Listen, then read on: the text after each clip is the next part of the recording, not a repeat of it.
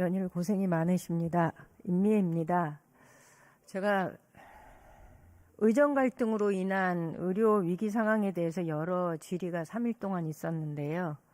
대통령은 비상진료 체계가 원활하게 작동하고 있다고 했지만 어제 박민수 차관이 엄중하게 보고 있다라고 반론하시는 걸 보면서 상황을 매우 심각하게 인식해 주길 간절히 바라고 있습니다.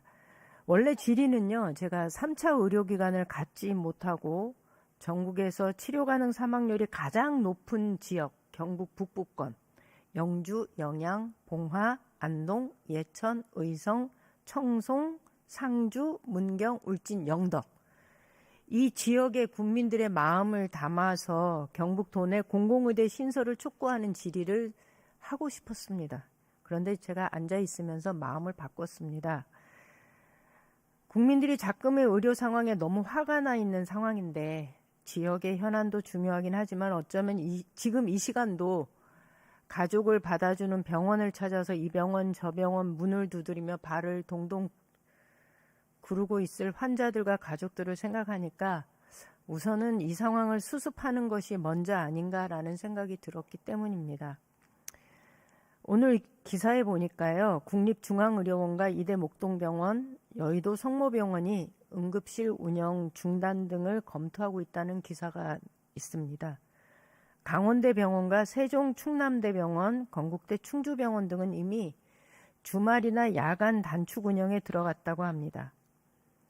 응급의료센터 409곳 가운데 99%가 24시간 운영을 하고 있고 병상은 5,918개, 98% 수준을 유지하고 있는데 벌써 여러 달째 이런 상황이어서 전문의들의 피로 누적, 이직, 사직으로 인해서 응급실 배후 진료가 마비된 것이야말로 응급실의 진짜 위기라는 얘기가 있습니다. 올해 상반기에만 2,645건의 119 재이송 발생이 있었습니다. 한마디로 병원 문 앞에서 119 응급차를 타고 와서 퇴짜 맞은 겁니다. 이유는 41%가 의사 부족이랍니다.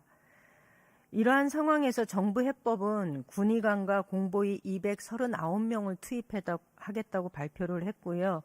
응급실 진료수가 250% 가산하겠다 이런 기사를 제가 접했습니다. 보건복지부 장관님, 지난 5월 1일 기준으로 전국 의과 공보의 몇 명이 의료 공백을 메우기 위해서 투입되었는지 혹시 숫자를 좀 밝혀주실 수 있나요? 제가 좀 그 숫자를 기억을 못 하겠는데요. 네. 제가 별도로 좀 자료를 드리겠습니다. 예, 제가 확인한 바로는 1,209명 중에 약 13%에 해당되는 155명이 의료 공백을 메우기 위해서 투입됐다고 합니다. 그런데 아시겠지만 이들 중 다수가 보건소나 보건지소에 근무하는 사람들입니다. 가뜩이나 지역 의료 환경이 열악한 농촌 지역에 있는 인력들을 지금 빼가는 상황입니다. 굉장히 걱정이 됩니다. 전국 보건소에서 근무하는 의과 공보의가 970명이 있는데요. 이 중에 16%에 해당하는 155명이 의료 공백을 메우기 위해서 투입된 것으로 파악이 됩니다. 그리고 그 중에서도 경북 지역의 의과 공보의가 29명으로 전국에서 가장 많이 파견이 됐습니다. 8월 30일 기준으로 경북 도내 22개 시군에 433명의 공보의가 있고 그중에 207명이 의과 공보의인데 이들 중에 28명이 의료인력 부족 문제를 해결하기 위해서 파견이 되었습니다.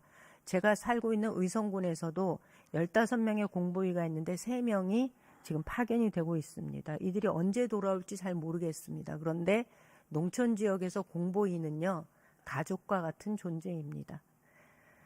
어제 총리께서 이번에 절대로 물러서지 말고 의료계에 꼭 완수해야 합니다. 야당도 도와달라라는 말씀을 하셨는데요. 시간이 지나 의료개혁이 될지는 모르겠습니다. 그런데 그때까지 환자들이 기다려줄지는 잘 모르겠습니다. 그 의료개혁이 우리 이웃들의 죽음 위에 마련된 거라면 그 의료개혁이 정말 기쁜 의료개혁이 될지 전 마음이 좀 아픕니다. 대통령께서 오늘 밤 경기도 권역응급의료센터를 찾아서 의료진을 만났다는 기사를 봤습니다. 제발 오늘 밤의 행보가 환자들의 아픔과 고통을